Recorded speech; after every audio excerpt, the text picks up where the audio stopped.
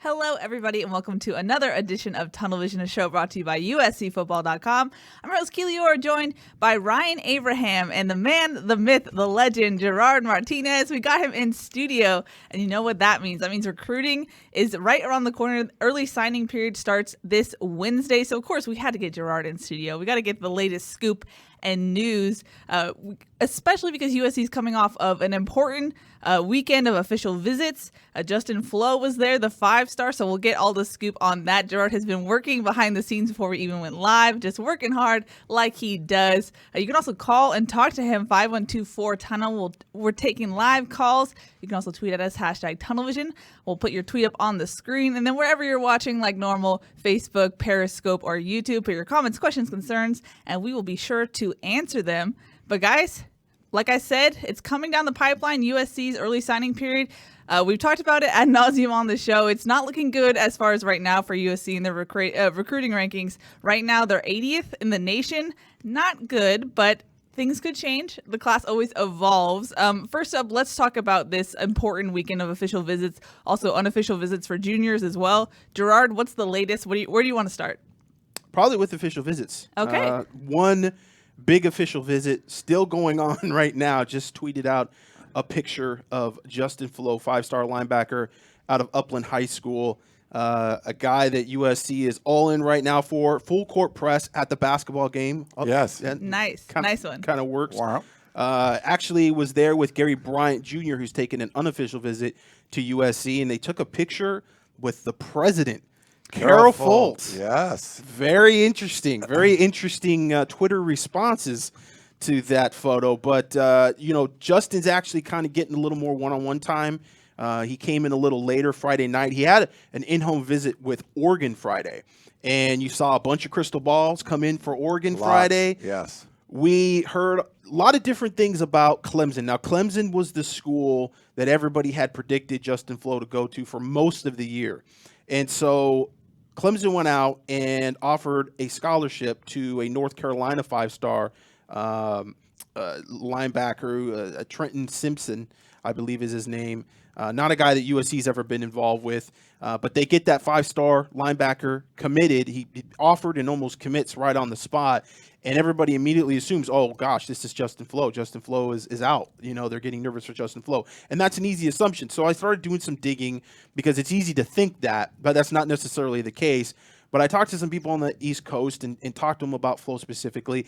And it turns out that there is some connection there, that Clemson definitely got nervous after their in-home visit, felt like Flo brought up some concerns about being out there that far away from home. Certainly, I think just the location, how rural Clemson was. Yeah. It's not a big city school. Or not a big city school at all. And even for folks on the East Coast that live in South Carolina, North Carolina, Clemson, I guess, is a little out of the way. Yeah. And so Flo had sort of brought some things up, and I think he had maybe reiterated some of that to some of the other commits that are committed within the class. And you saw Clemson act pretty decisively and offer another linebacker. So it sounds like Clemson, from everything I'm hearing, is off the table. Clemson's not going to be the school that Justin Flo signs with. At least that's, again, what we're hearing from everybody on that side of the United States. And so it kind of comes down right now to Oregon and USC. Oregon obviously comes in with that in-home visit Friday, and a lot of people felt like, okay, if it's not going to be Clemson, it's going to be Oregon. It can't be USC, right? Well, maybe we'll get into more of this. I'm sure there's going to be a lot of questions, but sure. USC's got a real fighting chance right now on Justin Flo. So he's the big name that's officially visiting right now for USC. They also got another linebacker on campus, committed to Cal, the brother of Jordan Iosefa, and that's Moalo Iosefa. And Moalo Iosefa is taking official visits to Oregon as well and been to Cal. And it's going to be interesting to see sort of what USC does with him, because obviously with Jordan there, you would think, and I thought, early in the process that he was going to be in with USC. They offered him a scholarship, and then he turned around, boom, commits to Cal. So that's an interesting, got to get a little more information on that. He says he's still solid to Cal, said that before going in to his official visit to USC, coming away from his official visit to Oregon in November. But that's another interesting name that USC's messing around with and took an official visit this weekend. You also had Reagan Terry, who's a defensive end commit, 3-star, 6'3", 6'3.5", 230-pound, from Florence, Arizona, who's committed to Arizona. And this is an interesting one. Another two official visitors that are committed to other schools in the Pac-12. Yeah, I mean, the USC only had 2 guys that were not committed at this point that were on their official visits. But with Terry, that's an interesting one. They just offered him a scholarship last week. So we're kind of trying to figure out, is this a plan B? Is this something that USC's just sort of got on the back burner to see if, somebody else doesn't work out? Draper, Utah, 4-star defensive end, Xavier Carlton was a guy that was supposed to be on campus for USC. He actually made plans to officially visit USC, and then we also heard he was going to go to Washington. He didn't visit either. So it looks like he is going to be one of those kids, maybe one of the minorities, that ends up going and signing in February. Yeah. So he's not probably going to be an early signing guy. So he didn't make the trip. Reagan Terry does. Maybe there's something there. We're trying to figure out if there's a connection there. Again, you don't like to assume. One of the other unofficial or official visitors that was uncommitted coming into this weekend was Dwight McLutheran, who's a 6'2", 180-pound defensive back from Texas, from the Houston area, came out here during the Adidas regional passing tournament, and he was a guy that looked really good. Surprised he's just a 3-star still. Don't get to see him live because he's out in Texas. Yeah. Plays for Klein Oak High School, and but a guy that's got a lot of length and talked a lot about how he loves the city. He loves Southern California. He had not been here very much, and he was just really enjoying it when he was out here during that March tournament. And so he's a kid that said, I really want to go out and see USC. I love USC, and he's been out here. So we're going to see how that goes. I think Chris Trevino actually just got him on the phone earlier tonight, so we should have an update on him, and we'll see if he's going to be a guy that's going to be an early signing or if he's going to wait. And then USC also had their commits that were coming into the visit: Josh Jackson, wide receiver from Narbonne, and Jamar Sakona, the defensive tackle from Marion Catholic up there in Greenbrae, California. So both of those guys made the trip. So it wasn't a huge weekend for USC outside the fact that you got Justin Flo on campus. Yeah. And they also had a bunch of juniors that we can get into that also took unofficial visits Sunday. So kind of an interesting thing, getting some juniors in there and also, entertaining Justin Flo at the basketball game along with Gary Bryant and maybe a couple other guys. So just real quick, if you're not a recruit, Nick, if you don't follow Live and Die with recruiting, just a quick update of what's going on. Things have changed over the last few years. It used to be the first Wednesday in February was National Letter of Intent Day. That's when the first day all these players could sign. A few years back, they moved it, so they put an early signing period. It's the third Wednesday in December. I believe it's the third Wednesday in December. And this year, it's December 18th. Yes. And so there's a 3-day period where players can sign early. It's become the de facto signing day. So that's when 90% of the players are signing early now. I'm not a huge fan of this because you've got bowl practice, everything going on. It just seems to take away from finals, bowl practice. I think they need to adjust this at some point. If you have like an early signing period in August or something where some people sign, that's fine, and then everyone else waits. I think that would be better. But as of right now, this is a huge day because 90%, like we said, 90% of the players are going to sign early.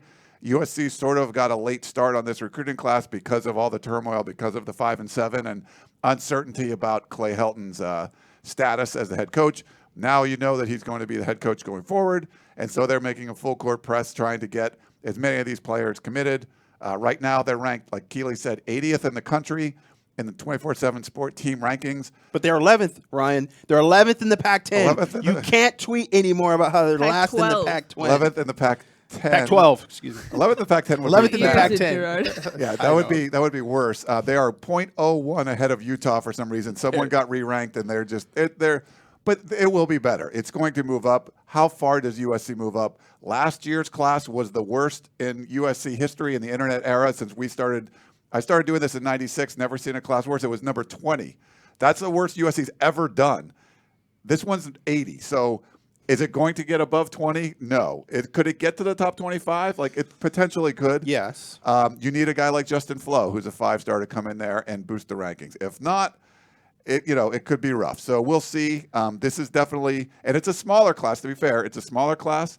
Yeah, so 17, 18 commits, probably the most. Obviously, when we get on the other side of this signing day into January, we'll have a little better idea of any early draft entries. Their medicals and things kind of shake out. So it's a possibility you could get 18, 19. I mean, not out of the realm of possibility, but that's kind of what we're looking at right now. So they don't have a lot of room. Yeah. It's not like they're going to make this big surge to 25 where they're going to just get a bunch of guys and it's going to be a better class just because of the quantity of players. Unless a whole bunch of people transfer into the transfer porthole, though. But so just to be fair, yes, if you don't have as many recruits, so if you only sign, right now there's only 10 committed. Say USC signs 17 or 18, usually that's going to be ranked a little bit lower than someone that signs a class of 25, especially if it's even as far as the average stars. But keep in mind, back in 2013, Lane Kiffin signed a 12-person class, and it was still ranked in the top. It was like number 13 in the country. So it can be done with a very small class, but you need the quality. USC right now doesn't have the quality. No players in the California top 25 have currently committed officially to USC. So that's where the issue's been. USC typically, on the top 25 players in California, getting 10 of them is not, that happens a lot. We've seen them get more than that. Bad year, you might get 5 out of the top 25. Right now, there's none. So that's the big issue right now. Debbie upper, Debbie downer. No, I'm trying to give both sides of it. I know we're going to be yin and yang. We're going to. I'm not trying to be negative on this. I'm just giving everyone. Not trying to be, just are. I'm giving you facts about what's going on. If you're just joining us, this is Gerard Martinez. This is me. I am here. Senior recruiting analyst for our site. He's the GOAT when it comes to recruiting, maybe just all things. But Gerard, something that we talked about in general, I'm hyping you up over here. One of the things we've talked about is in regards to recruiting, when it came to the indecision that USC had, those 11 days when they were waiting, it didn't really do any favors recruiting-wise because it helps either way. If you know there's a new coach coming in, if you know if Clay Helton's staying. But now that Clay Helton's staying, what has been the word with recruits? I know you always talk about how in recruiting, Clay Helton does really well. Parents love him, recruits love him, they speak highly of him. What does it mean now to recruits that he's coming back? It's one less question that the coaching staff has to answer. That's a big deal. Yeah. Now they know who the head coach is going to be. And like you said, I've never actually had parents or recruits say, we don't like Clay Helton. We sat down with him, had a one-on-one meeting, came away feeling like we just didn't like him. We didn't trust him. We didn't feel like he had the best interests of our son at heart. So I think that in of itself always works well for USC. I think that anytime that you get him on a one-on-one situation, it's always sort of worked in USC's favor. It's really the instability, the point of lack of development that other schools point out. There's a lot of stuff when you're not a winning program and you're not winning and going to the expectations in which, USC fans have. And a lot of people have of USC. They look at USC as a blue blood program. They look at it as a program that should be a national championship contender. So when you don't get to that, everybody has a narrative. And certainly the other schools that are recruiting against USC have a narrative. And so they're having to fight that still. That's not going away. But when you at least have that one question of, okay, who's going to be the head coach? What's the coaching staff going to be like? Because that's another thing that a lot of people have talked about. And when Clay Helton was retained, there was sort of this, and by the way, he's going to have a lot of changes with his coaching staff. And I said this on the podcast, and I'm going to say it again. I don't think that's assumed. I think that's a little bit of a people sort of thinking, okay, they brought him back, but they're going to give him this ultimatum of, yeah, you have to fire all these different coaches. I don't know that that's true. They did it last year. I don't know if can you really do it twice in a row and have it be effective? I don't know. Yeah, they kind of did it last year. I mean, they made some changes. They made some changes, and one, it was an interesting dynamic, the changes, because you had BKU, you had Kenichi Odeze, who was butting heads with Clancy Pendergast. So that was Clancy Pendergast, I think, his call as much as anything to say, hey, I want to get a guy in here that just does what I say and doesn't have his own ideas of how he wants to coach, whether he wants to be on the field or be in the press box or any of that kind of stuff.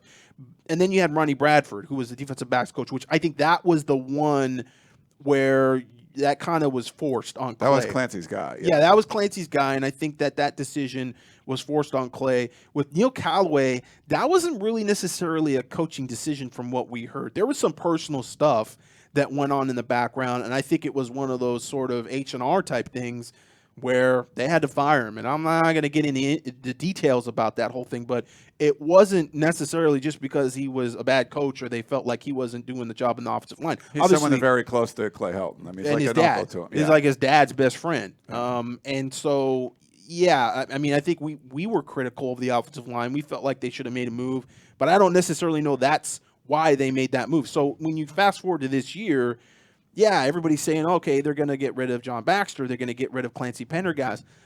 Maybe. I mean, it's a possibility. I could see them making moves, but I don't necessarily think it's guaranteed. Yeah, the moves would happen, looks like, after the bowl game, if anything. For sure. I think Clay Helton, for lesson learned or whatever, it didn't work out so well the last time he went to the Holiday Bowl. Yeah. And fired a bunch of guys, and you had guys like Kenichi Udeze who were in the strength coach staff, and then they get promoted. You had GAs, doing regular coaching jobs and stuff. So my guess would be, and this is another issue with the early signing period because of it's a time when you really can fire coaches or hire new coaches, and do you really want to do that while so players sign with a coach and then they get fired a week later? I just don't like the timing of it. Some schools have done it. They have made those moves. Texas has made some moves. You make them early. So if you make them early, then at least the recruits that sign know, like, hey, I'm not going to be with this coach anymore. But like, if say you're Justin Flo and you sign with USC on Wednesday, and if Clancy Pendergast gets fired, after the bowl game, then you're like, well, does that really affect him? I don't know if that's a big reason why he would sign, but you're seeing that more now. Where Tom Herman got rid of their coordinators at Texas and could potentially hire like a guy like Graham Harrell. Well, that's the thing. You get stuck in that limbo where you haven't actually hired anybody. ASU went and made some firings, but they turned around and got some quick hirings, which they did, is good, but at this point it's probably a little too late still because, I mean, this is the last day and you're going to get this dead period. So as far as the early signing period goes, those guys probably don't have a huge impact on the early signing period. Yeah. So it is, you're playing with fire a little bit in terms of getting rid of coaches, in that point of like you've got 2 weeks of recruiting and you're going to try to make this quick turnaround. It's really better, I think, to make it during that dead period when you get into that, after the early signing period into January.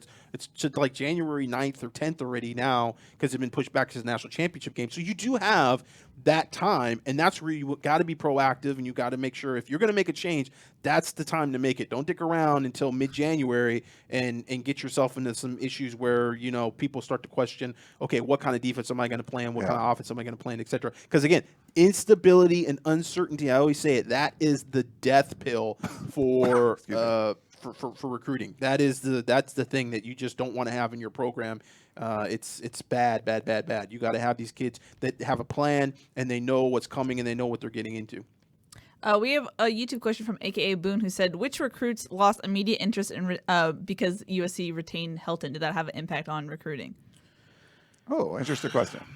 That lost immediate interest in USC. Or if any gained interest with USC retaining Helton, either or. I think, well, I know that it helped them with Bryce Young, just in terms of he had a great relationship with Clay Helton. He was committed to USC when Clay Helton was there.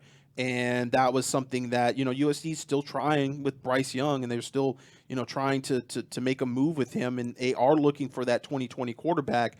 And so that helped them, I mean, that I think is just something because they had that relationship for so long. And I think that's kind of the theme in terms of the kids that still like USC, and it's helped them with some of these kids, some of these top recruits.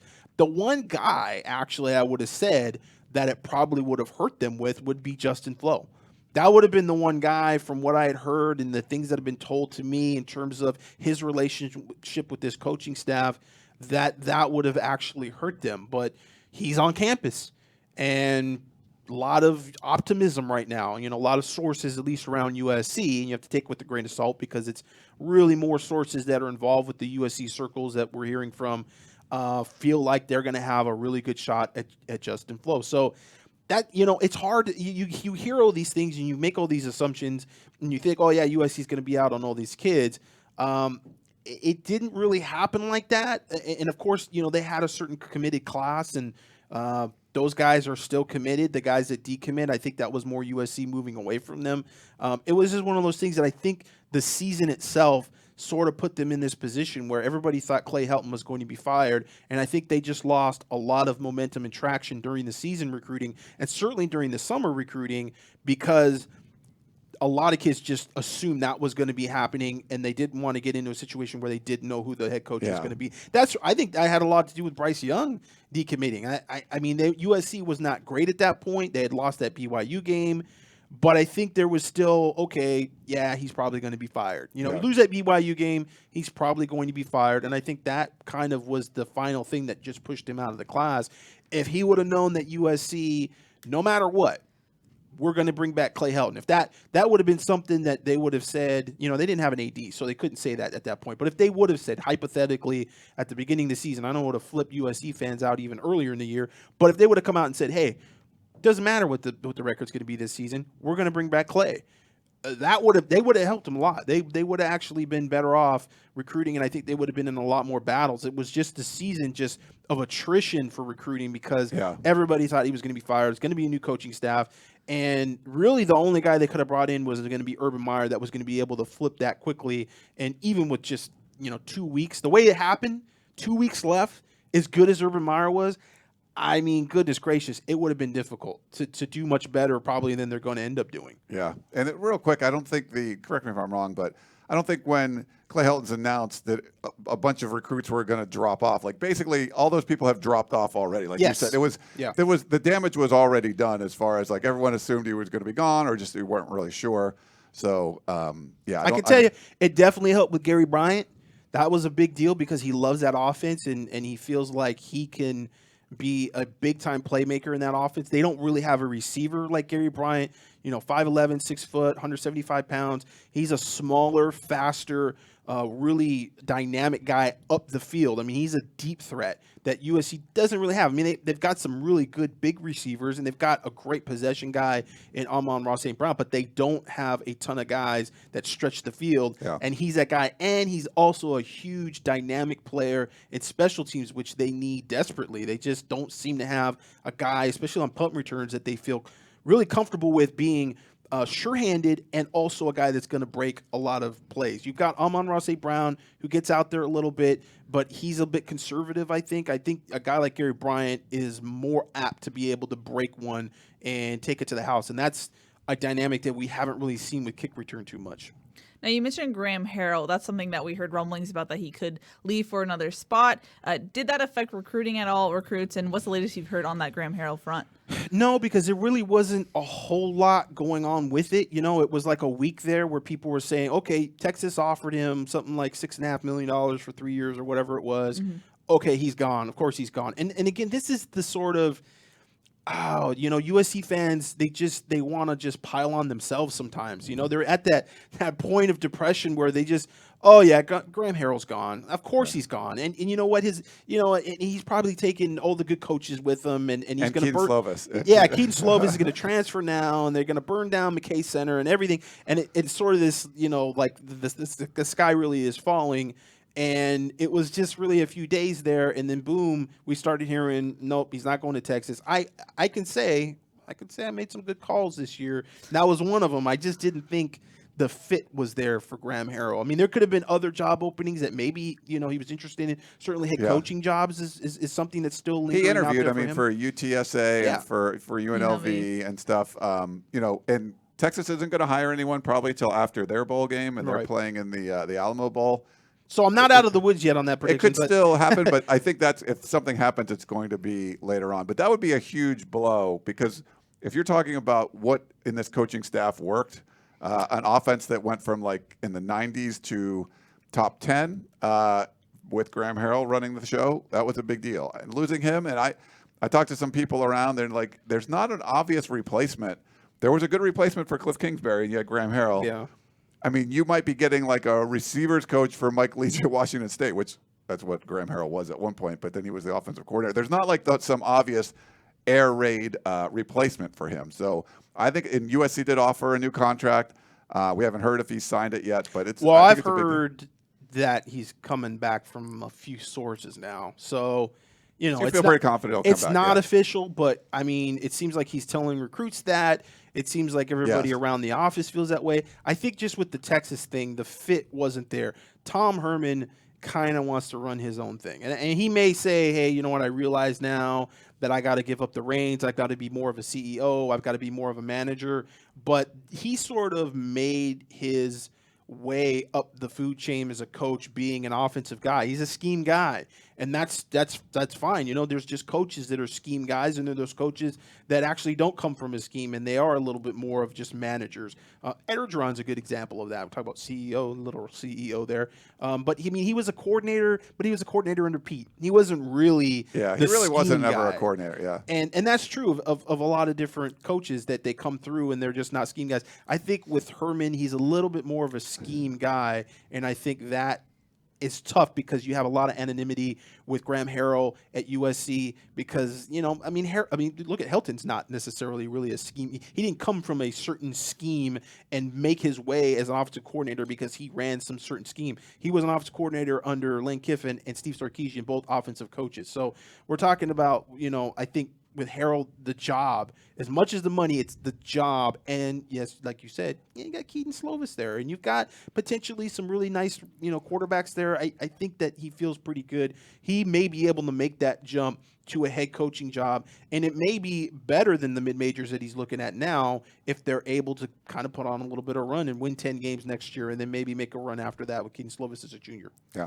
I'm going to jump back to Justin Flo just for a second because we also have a caller who's calling about him. But first off, when we started talking about Justin Flo, the comments kind of came in and people were wondering how much is Justin Flo's official visit out of courtesy and respect to USC's coaches and maybe like a Chris Hawkins who has recruited him well rather than genuine interest. Well, Chris Hawkins has just been a GA this past year. So, yes, he does have a relationship. Justin Flo originally started out as a Ground Zero kid. So Ground Zero is 7-on-7 team that plays out in the Inland Empire, and he started out with Ground Zero. So there's Armand Hawkins, Chris Hawkins' dad, runs that. Right. Yeah. So there's a bit of a relationship there, a relationship, I guess, with USC in general. But, I mean, he only showed up. I think the only unofficial visit he took the whole year was to the Oregon game, and USC got blasted. And so I don't really get that sense. I think if there's anything out of respect, I think it's more the family being very pro-USC. I mean, his dad and everybody in that family is very pro-USC. They really like USC, and I just think that they want to exhaust that option that is local because they would really like to stay local. And that's true of so many of these kids, and I've said it before on the podcast, but they really they're begging USC to be an option, to be a good option. Like, please we want to go to USC. Please just be competent. Please be competent. Please, develop us, get some guys in the NFL, do some things that we can sort of rally around, and we can, make this sort of like, this dynasty again. They want to make that run again. So I think with Justin, there's too much optimism right now just coming from the visit that it was a wink and a nod and, hey, you know what, I'm going to give you guys a little dap and come to the visit and show everybody that you're still a relevant program nationally. There's more going on than that with this visit. So I would say that there's probably a little bit to that, but I think it's more really there's legitimate interest is, could I stay home and play for USC? Start right away. Justin Houston's leaving, or excuse me, not Justin, John Houston, his brother's Justin, and walk in there and play. Get that number 10 right away, or maybe get that number 55 right away, which coming from a USC family, that's a big deal for him. He's talked about that in the past, that number 55. And that's, Paulie Ote was kind of sort of maybe a guy that was going to get that 55. It's still floating around out there. I don't think Paulie has necessarily earned it. And so Justin Flo could go in there and snipe it from he him. knows Chris Claiborne, too, right? So they have a He knows Chris relationship. Claiborne. That's a whole other kind of topic. The fans are sort of pushing hard for Chris Claiborne to get on the staff. That's very complicated. I don't know if we want to get into that, but that's first of all, there's got to be a spot open for him to be on the staff, unless he's going to come in as a support guy. But if he's a support guy, then that causes issues with the associated prospect rule now, where you cannot come from a program that the school has recruited for 2 years before and 2 years after with any association from those recruits. So basically what that is that if you're coming from Calabasas, USC cannot recruit any of the kids that have been there for 2 years, and then any of the kids 2 years going forward. Yeah. So in the future. that kind of if he's going to be on the support staff, they would have to hire him as a full-time coach. Yeah. Now, if you're full-time, that's a different story. Yeah. Yep. All right, let's go to our caller on the line. I believe it is about Justin Flo. Hello, you're live on Tunnel Vision. Hey guys, what's up? It's John from Glendora. Hello. Yeah, I know Ryan. I know Ryan's gonna roast me right now. He always does. Sorry, So I'm John. gonna make a funny on that one. That's all right. You can roast me. I know I'm gonna be right anyway. But Justin Flo will be in a Trojan uniform this year, wearing number 10, and starting at linebacker this season. He's that good. He's a USC kid, born and raised. He's gonna be at USC this year. That's all I have to say. Boom. I'm not going to roast you for that. Like, Mic drop on Ryan. What? Dude, John I with should the bold do. prediction. I should do crystal ball. I They're don't do reading a you. crystal ball. See, they're reading your body language. No, I mean they're like. It seemed like Clemson was in, and now it seems like it's a toss-up between Oregon and USC. USC has a puncher's chance. So yeah, I wouldn't roast you for that. Come on. Any thoughts on that, Gerard? It's a prediction, It's. I mean, he's not wrong about. And he'll play. Like if he commits, he'll play. He'll play right away. Yeah. He'll play right away. But what everybody says is that he probably would play right away almost anywhere. Clemson may be the one school where you could kind of question that, because Clemson's had really good recruiting classes. Maybe like a George or an Ellis. There's some other schools where you go, there might be somebody there that's a junior or something that he's not going to just step in front of. But, yeah, USC, Oregon, he's going to play right away. I don't know what Oregon's depth chart looks like, but with USC, we know he's probably not going to be guaranteed playing time, because no coach wants to guarantee playing time. That's obviously going to cause a lot of problems in your own locker room. But he's a guy that could step in right away just with the way things are set up. And, yeah, he could grab that number 10 or, like I said, end up, maybe grabbing that 55 instead. I don't know. Someone in the comments who I didn't grab their name basically said, do you think with Flo it comes down to the battle of location? Like Oregon could be a compromise as far as closer to home that's not USC. Yeah. Is it really about geographical location rather than the school itself? That's the interesting dynamic, because as it was said to me, there was a lot of focus on Clemson being in this rural area and just not being sort of, the feel of the West Coast. And I say, okay, well, Oregon's not necessarily the most hopping metropolis either. It's kind of out of the way, and it's not necessarily a big city. And I've heard that a lot from kids who officially visit Oregon. It's a little bit of culture shock, and that's sort of been the theme. So I'm thinking, if you didn't like Clemson because of the culture shock, and you just felt like from a city standpoint, from a living lifestyle standpoint, you weren't going to necessarily vibe, then USC would just be the choice, because there's not a lot of schools. There's Miami and there's USC. Now, Miami was another school that did make his pick, and I guess there was a fake Twitter account that went up and said it was going to commit to Miami, and it got a lot of people thinking it was going to be Miami or something. I don't know. I guess I'm not. Someone put that on the Periscope too. Yeah, about Miami and stuff that got out there. It was like a fake Twitter account that said he was getting ready to go to Miami or something of that nature. But yeah, so I mean, in terms of outside of football and the other however many days you're going to be off campus and doing things, certainly Oregon and USC are very different. They're very different schools. We got a quick one on Periscope. This is from Go Something TV. Any news on Alec Bryant? I know USC offered him recently. Alec. Shout out to Chris Trevino for this one.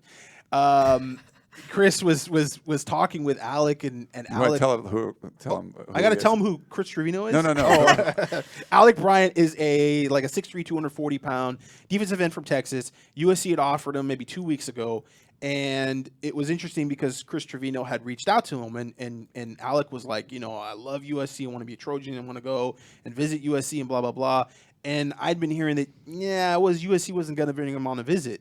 And so it was kind of an interesting thing where we're kind of going, speaking of, like fake Twitter accounts, is like, is this a real? Maybe you got like the wrong guy, Chris. Like maybe you're getting punked right now or something, because this kid is not saying, jiving what's going not on. jiving with what's going on. So for what I understand with Alec Bryant, it's not going to happen if he's going to be an early entrant. And I just don't. I mean, they brought in Reagan Terry. They could have brought in Alec Bryant. Like totally this weekend an official visit. Yeah, so that tells me everything I need to know about USC right. recruiting Alec Bryant at this point. It's interesting. They did offer him a scholarship, but scholarship offers are not always necessarily an indication of recruiting interest. Speaking of Chris Trevino, Facebook says that he's watching right now. So hello, Chris. Thanks Hi, for Chris. watching. We had Blair and Gulo watching on Periscope too, so Oh, shout out to Blair Blair. Banglo. Blair wants to make an appearance on Tunnel Vision, I was told. So Oh, He maybe. could talk soccer. no soccer. Blair, yeah, we'd Blair's love to have, Blair's a beast though. He's the Mountain West guy that just kills it. Hawaii, Arizona, Utah. He's amazing. He's awesome. Actually, he Shouts might to be Blair. he might be great to like recap this recruiting class. Some of the guys, Yeah, so we true. could have him. Well, yeah, Blair, you have an open Look at that, invitation. Blair. Putting in a good word for you. I haven't got a coffee maker now, Blair. Look at that. Thanks to one of our Tunnel Vision listeners or watchers. Which I have to say I'm a little upset with, because that was going to be my Christmas present to Ryan. It was to be a coffee maker. It was going to Yep. be a Keurig. I was like, that's perfect. And then like literally the next week before I could get on Amazon, hey, thanks to whoever got us a coffee maker. I go, oh my God. So back to the drawing It board. was pretty Yeah. sweet. Well, Colin kind of initiated it. Yeah. It's true. It's true. We'll jump around to different topics. We also have a lot of questions for you, Gerard. But first off, when it comes to the commits who are actually in this class, I know it's like 90 offensive linemen. What's your take on this this class that's committed right now? Well, that's part of the reason why it's not a highly rated class either. You Yeah. don't have a ton of skill players and guys that are playmakers, which you would sort of gravitate around in terms of the class's identity. The class's identity is offensive linemen, and this is not a great year for offensive linemen. I think there's like 2 guys in the top 100 in state-wise that are four stars, it just locally in the state of California. So when you're building the class around offensive linemen and it's a class full of 3-star offensive linemen, that in itself is already going to shift your ranking and sort of skew it a bit. So Yeah. they have to get offensive linemen though. USC has to. It's a need position. They whiffed on offensive linemen last year. It's something that we said even then it's going to come back to bite them. Like Yeah. it's one of those things you cannot whiff when you've got a great class of local offensive linemen. You've got 4 or 5 guys locally that are 4 stars, 5 stars. Sean Ryan, a great example. Somebody asked me the other Lose day. one to UCLA. They don't recruit anybody, and you lose a recruit to UCLA. That's bad. And that was sort of why they got him, which I know you guys that listen to the podcast know that story. But it's one of those things where somebody asked me, like, who's going to be the left tackle for USC if Austin Jackson goes? And I go, Sean Ryan should be the left tackle for USC. I mean, that's what you do. That's how you go about it. If you're a program that's got that stability and you're healthy, that's what you have to do. And they don't have those guys. So now you're talking about maybe a Max Martin. Maybe you're talking about, or Frank Martin, excuse me. Maybe you're talking about shifting over Jalen McKenzie and doing something, or maybe one of these freshmen. But you just don't really want to put a true freshman out there at left tackle. Speaking of those, our buddy Saman on Periscope wanted to know, of those, the committed offensive line recruits, who has the highest ceiling, do you think? Well, Jonah Monheim is kind of the guy that's the best of the group in terms of just watching his film. I mean, he's probably going to play inside and probably be a guard, but he is far and away this year has really put himself in a position where I felt like he's underrated. I think he's a guy that definitely had the ability to be a 4-star. I think it was more because during the offseason, he went to a couple camps and he just looked like a guy. He just looked ordinary, didn't look great. But, I mean, it's an offensive lineman, and really you want to see those guys in pads. And what we saw from his senior film was just a wrecker, man. Just a guy getting to the second level, being Very physical, very nasty. Like a Justin Dietich, like what he was sort of, or? Yes, not as technical as Justin Dietich. Okay. Justin was really great coming out of high school because he was coached really well, and I think you could see him, at that center position because he really played center. A lot of kids don't come out of high school; they're not playing center. Centers tend to be, sort of like fullbacks. They're developed into that position. Like, oh, I played left tackle in high school, Tobolomadon, but you're made into a center. With him, he played center from kind of the jump, so he really knew how to play center. With Jonah, he just really showed out well this year, man. He showed out that he could stay in front of his defender. He can block downfield. he showed a lot more athleticism and just agility than we saw. He just looked like more of an explosive athlete than we saw during the camps early in February and March, and I think that was the thing that just stood out to me. I think Casey Collier is a very interesting prospect as well. 6'7", 300 pounds out of Mount Bellew, Texas, Barbers Hill, which is kind of a newer school that a lot of people haven't heard about, but they had, I think it's Tom Westerman, I can't remember his name, Westerberg, who was the head coach at Allen High School, who won 3 state championships in a row in Texas at the highest level with Kyler Murray. They had a few big-time offensive linemen that come out of there. Bobby Evans is a guy that went to Oklahoma. I think he's now starting for the Rams.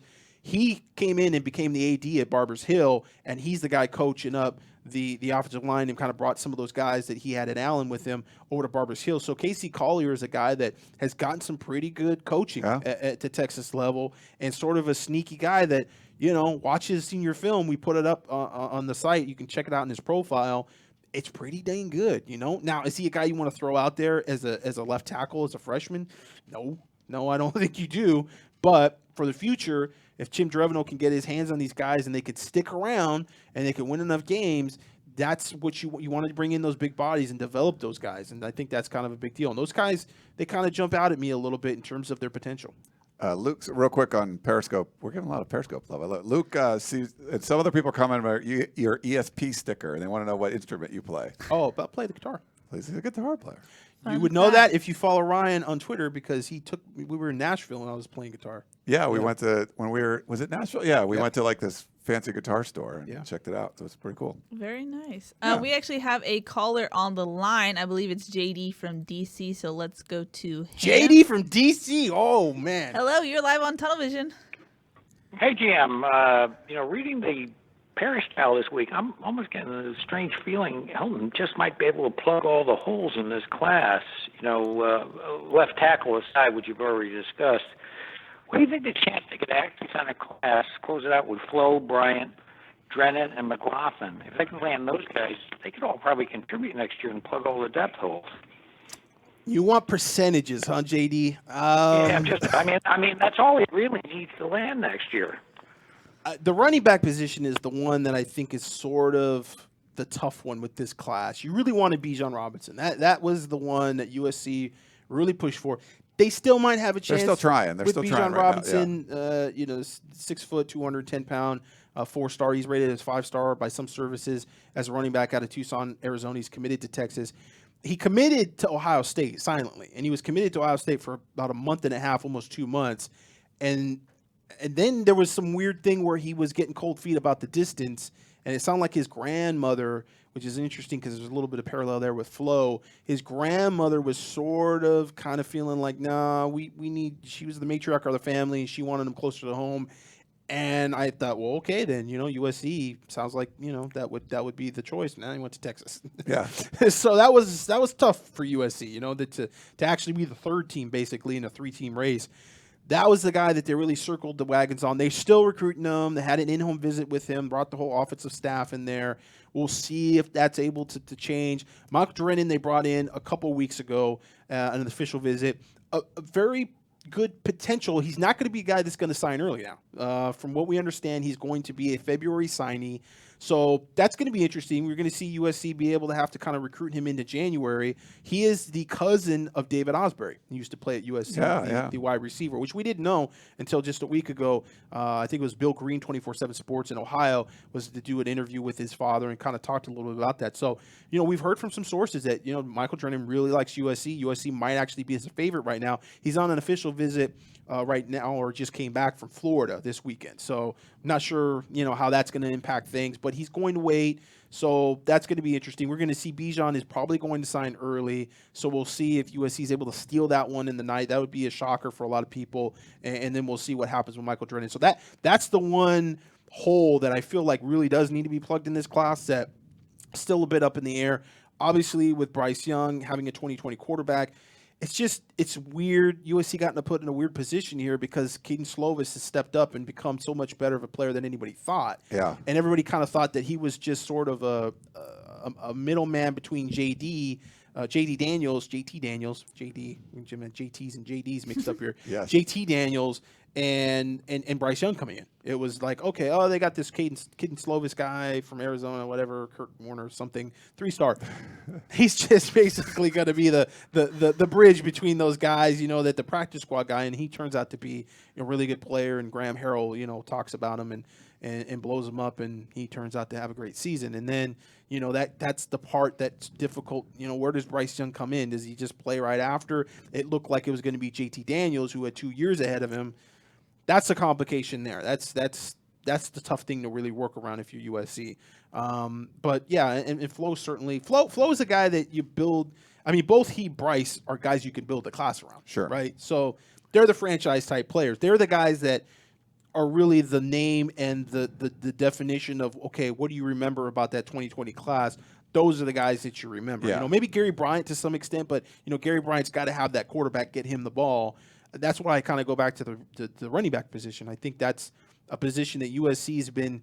They just haven't had that guy. Even we talk about Marquise Stepp and his potential.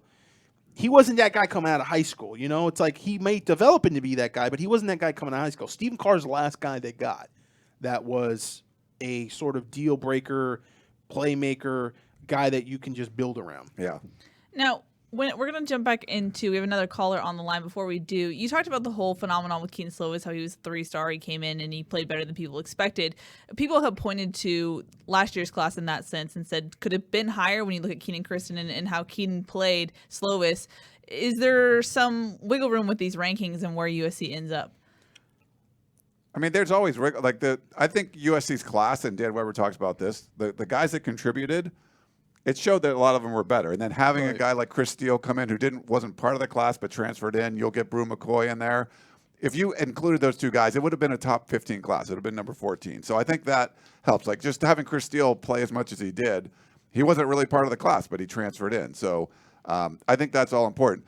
But there was definite guys you could see that could be playmakers in that class. And this is not, as of right now, you're not looking at this class going, I see these potential. There's no Drake Jacksons. There's no guys that you're like, yeah, that guy's going to potentially be a playmaker and maybe ranked higher than what he is. You got some project offensive linemen like the bulk of this class right now. And so I think there's less optimism that there's going to be a whole bunch of contributors, at least as the way it's constructed right now. Would you agree with that or no? Gerard looks skeptical over there. Well, I mean, the wiggle room is, are you arguing that the coaching staff does a good job at evaluation and that the class is actually better than it's ranked? Because I don't know, maybe that's kind of the statement that's being made. And I know the 2019 one, you could say that's probably true. I don't know. I wouldn't say that for the 2020 right now, but Well, we can't say it now. Yeah. I mean, we can't say it till guys get on campus, and maybe a couple of these offensive tackles end up being guys that could play right away, and you go, whoa, okay, they're on to something. I mean, the Kedon Slovis phenomenon is easy for USC to, if they whiff on this class, and let's say they don't get any Bryce Young, they don't get any Justin Flo, they're only able to maybe just get Gary Bryant, okay, and maybe a Darian Green Warren, and it's like, okay, they got guys that they should get, but they missed out on the Drake Jackson this class, they missed out on the Brew McCoy of this class, the guy that sort of defined the class. There's going to be that sort of, yeah, but you guys don't know anything because Kedon Slovis. Right, that's going to be. I know that's coming. Like that's going to be. Yeah. We're only ranked such and such in the Pac-12, and we're only ranked, the 40 something. But Kedon Slovis, you guys don't get it right all the time, and that's true, and that's untrue. I mean, Drake London was a pretty highly ranked guy. I felt like he should have been a 5-star, but he was still pretty highly ranked. Drake Jackson was just off a 5-star. I think he was like one notch below a 5-star. So he was still – there's still guys that are highly ranked that played this season and were guys that contribute that played really well. And I would say that Kedon Slovis was certainly a guy that played way above anybody thinking he was going to play at the level that he was going to play at.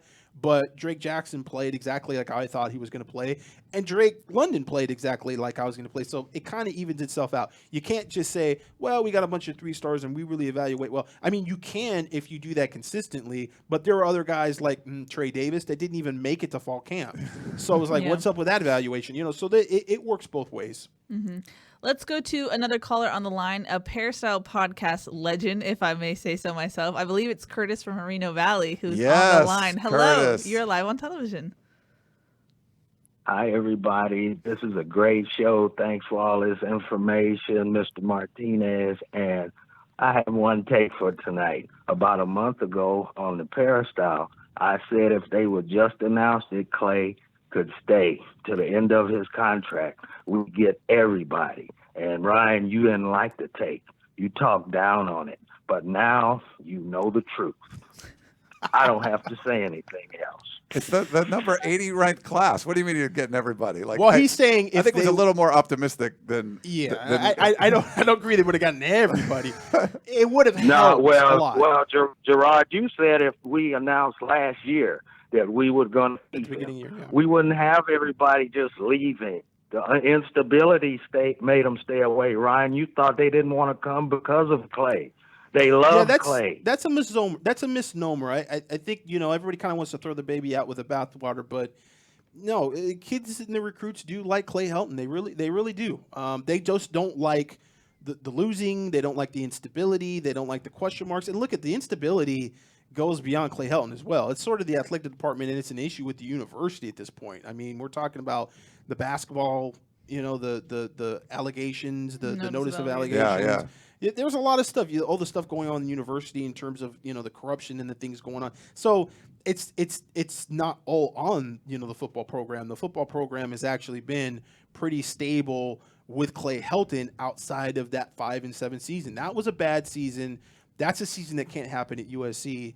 And that's the kind of thing that, when you look at this signing day, is this going to be the reverberation of that 5-7 season? Yeah. Is this going to be the 5-7 of recruiting classes? That's sort of what you wonder, because that's sort of how you see things sort of trail. The recruiting class tends to be like a year behind how you're playing in the trajectory of your football program. Yeah. And Curtis, we love the optimism. I would just say, I agree with what Gerard said.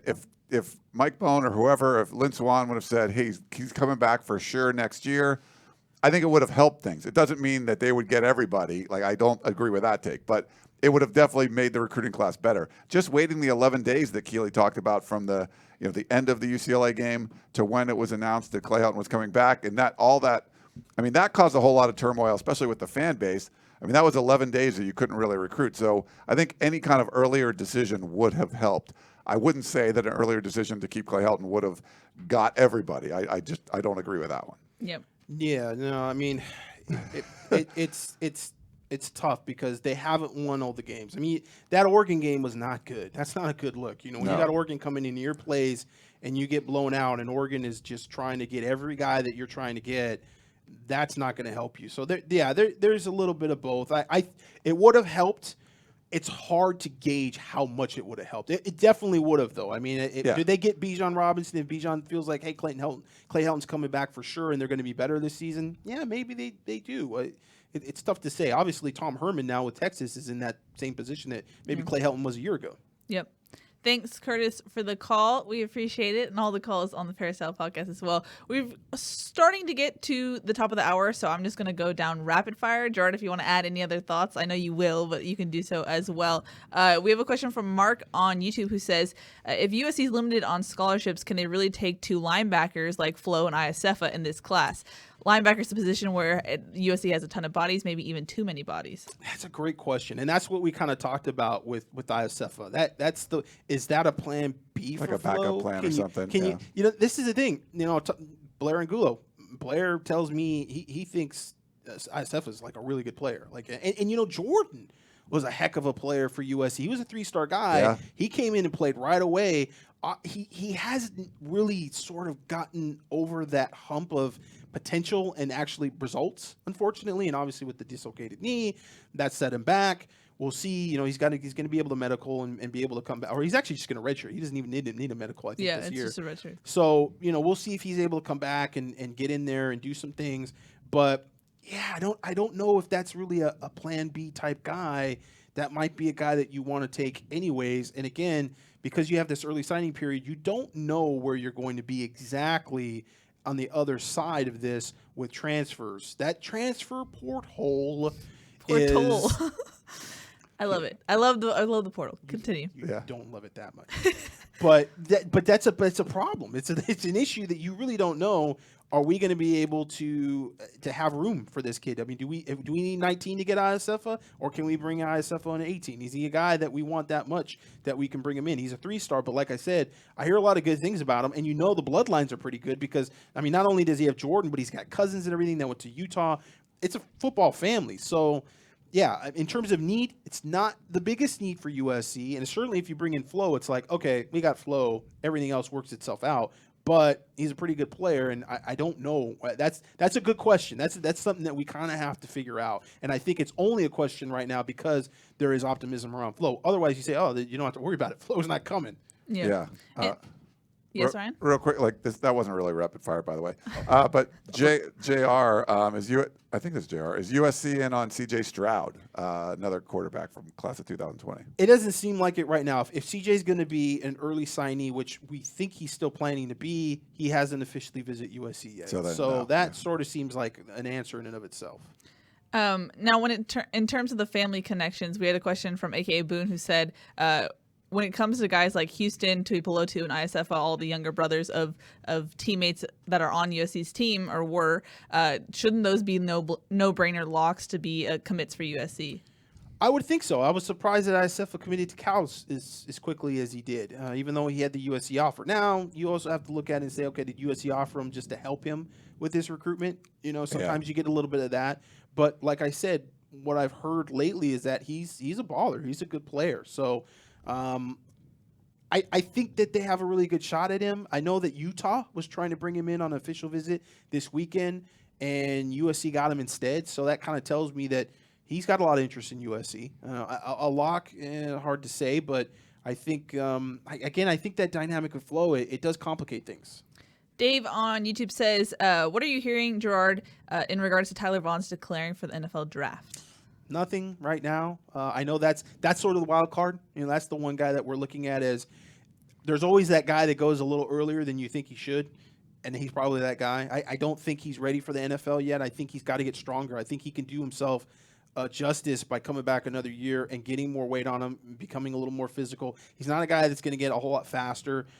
He's got great hands, but I think physicality is going to be something that on film is going to be an issue for him in terms of his projection. Danny on Facebook says, what's going on with Stanford? 11 players in the portal, and some of them are starters. That's crazy. I mean, the coaching staff looked like there could have been a change with David Shaw getting some interest from NFL teams, but it looks like the staff is all coming back. Maybe that's why the players are like, yep, we're out. Obviously, they had a terrible season this year. Big step back. It doesn't look like it's getting better. They played a couple quarterbacks. Everyone seemed to get hurt all the time. The running game just wasn't very good. Cameron Scarlett is just a big drop-off between the guys that they had before, Love and McCaffrey and all those guys. So it looks like that the kind of the shine is off, the Stanford and that model that was built with Jim Harbaugh and continued very well by David Shaw. It just seems like they're not getting the same kind of offensive linemen in there, the Andres Peets and all those, the 5-star offensive linemen, and they don't have that dynamic like playmaker at running back either. So they had a nice run when they had the really tall receivers. It hasn't really been the same since. So, I don't know. It doesn't look good. Keely, was that rapid fire? It was not. Okay. But moving on. It's more rapider firer than yours. Shade. I just got a text from Shotgun who says that CJ Stroud, per a last conversation, does plan to be an early enrollee in case. Okay. Sirius on Facebook says, is there a commit who is really helping bring this class together behind the scenes? It's usually a quarterback, but as we know, there isn't one in this class yet. It was Bryce Young. It was Bryce Young. It's not Bryce Young anymore. It's not Bryce Young Maybe anymore. He's still making some calls on USC's behalf. He's like, hey, I'm going to Alabama, but you should really check out USC. But he was that guy. I mean, Jake Garcia. I mean, you got to kind of go to that 2021 class a little bit to get those guys that are the guys that can really do that. A bunch of offensive linemen. Yeah, they're not really recruiting each other too much. So I don't think there's really a guy that has been very vocal. Not really Kobe Pepe and those guys. Not really. Parker Lewis, maybe the kicker.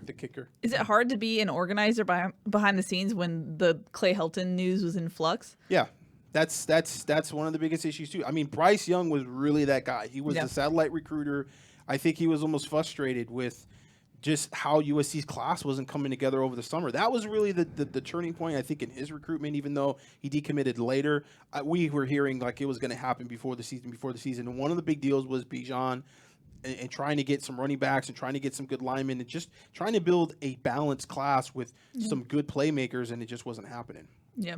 We have multiple questions in regards to non-recruiting news. SC Jeremy says, can Clay Helton be fired after the bowl game? And Steven says, have you heard any news on if Clancy Pendergast or John Baxter will depart? Can he? It's possible. Sure, I think he could. Anything is possible. What did But Kevin if he Garnett wasn't say? fired at this point, I mean, it would have the only reason he would be fired at this point would be there's like so many donors have decided not to give money, and they just financially they're like, wow, this is worse than we thought. But I don't see that happening. I think they made this choice, and they basically knew there was going to be a year of being in a bunker and just protecting yourselves, put the shield up over your head and just like protect you from all that. Mike Bohn's not really tweeting very much anymore. He'll retweet things, but every time he tweets or every time Carol Fold tweets, it's just a barrage of USC fans. So do they even handle their Twitter accounts? Like, how much does that really do for? Well, we know Urban Meyer doesn't handle his. no, I don't know, but I'm seeing more retweets from Mike Bohn than actual tweets because, he doesn't like I'm assuming because you don't like the comments. Sure. The only before Keely jumps in, and I'll just mention it because it's kind of for lulz, but the only scenario I've heard where Clay Helton would still get fired involved Ed Orgeron. So I'll let you guys go handle that. And then the grassy knoll, you guys can have. Oh, boy. Yeah. And we already talked about Clancy Thanks, Gerard. Pendergast and John Baxter. We haven't heard, but if something happens, it would be after the bowl game. Yeah, that's for sure. Jeff on Facebook says, is there a possibility that Chris Claiborne could be added to the staff? Possibility. Sure. Yeah. I think These I know vague Chris- answers. I know Chris well. I Yes. played against Chris in high school at North. We've been friends for a long time. He wants to be in a good situation. He wants to get in a situation where he can get on the fast track to becoming a head coach. That's what he wants to do. He wants to be defense coordinator. He wants to be a head coach, and he doesn't want to get in a situation where there's turnover with the coaching staff and he's not a part of a good system. He just doesn't want to start off wrong, right? So that's probably the biggest thing is the hesitation is that system going to be the right system? Is Clancy Pendergast going to be defensive coordinator? Is there going to be a different defensive coordinator? Who is it going to be? All those things impact how you're going to come in because obviously Chris is familiar with certain systems and what have you. So, yeah, and right now there's not really a spot for him unless you're talking about support staff, which I said USC needs to expand upon, but then there are obstacles and hurdles in bringing a guy like Chris that has so many associations with top players because in addition to being at Calabasas, he also does the opening. He's a part of that tour. So I don't know how that comes into effect. I mean, I've tried to help people out with support staff jobs, guys that I know, and compliance has been pretty much like, you looked at a recruit and, 2 years ago. So, yeah, we can't even interview you type of stuff. So I don't know if you could get some kind of waiver or something for that. Yeah. Shante really wants to know, he went on YouTube and on Facebook, is there any update on Darian Green-Warren? Yes. As of right now, I am not changing my crystal ball prediction from USC. I know he got a lot of Michigan buzz there, and that was all the talk. But from what I'm feeling right now, I'm going to stick with my USC crystal ball prediction, and I think there might be some changes with some of those Michigan predictions here this week. Yeah. Interesting. So that could be some good news for USC on Wednesday. That's my vibe. He's a 4-star, right? Or is he? He's a 4-star. Yeah. He and Gary Bryant are kind of the two guys that, with or without Helton, you felt like they liked USC just for all the reasons that you can go to USC. Not just, I want to go because of this coach. It was, the academics and the post-football, post-USC sort of connections and the networking that you can do. And I think that, that played a big part for them. Although I would say, like I said in the beginning of the show, Gary Bryant, it was a big deal for him to have Clay Helton back, really because it meant Graham Harrell and that offensive back, and he's a receiver, and he just loves the way they pass the ball. Yeah. Dave on YouTube wanted to know from Gerard, is it true that Clay Helton had little or nothing to do with recruiting Keaton Slovis?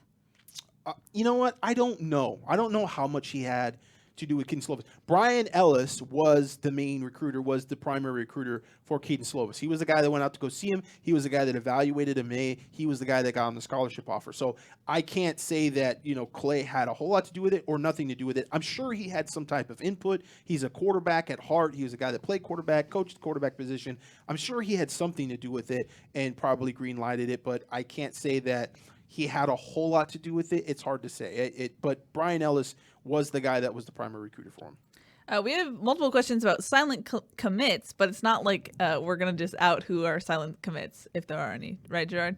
No. Yeah, exactly. What did you think of the Mike Bones saying there's 4 silent commits? That seemed a little strange. Just for the athletic director to say that for one, and then not really thinking that was true to be another. I think it was a bit reaching.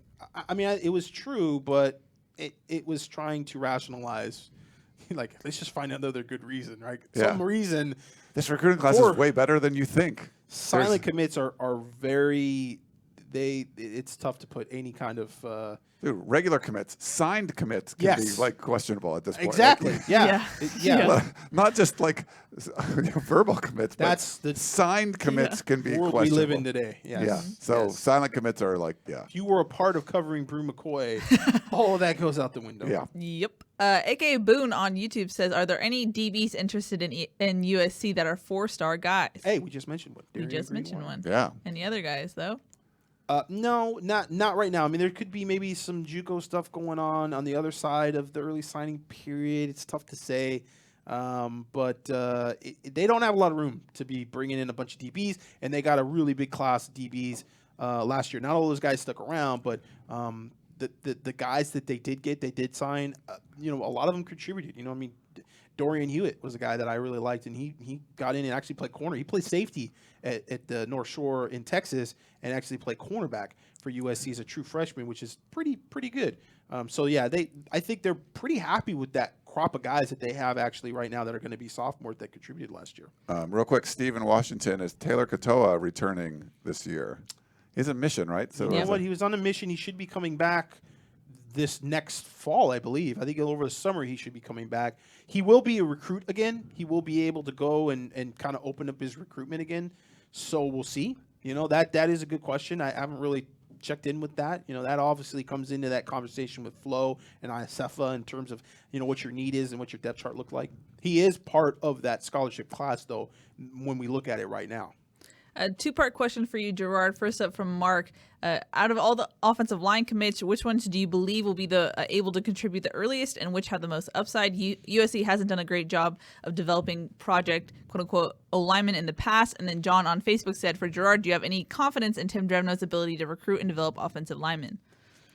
Well, he hasn't been very active with this group, actually. The 2 kids they get, Cortland Ford and Casey Collier, were actually Mike Jenks guys. So Texas guys. Mike Jenks has, he was a high school coach in Texas, has a lot of ties to Texas. Obviously, was at Texas Tech, and so that's interesting. That Drevno wasn't necessarily the lead guy there. Maybe from an evaluation point, though, and it's hard to know behind the scenes what was talked about if they watched film together. And Drevno said, "Yeah, I like that guy. Go recruit that guy." I'm not really 100% sure.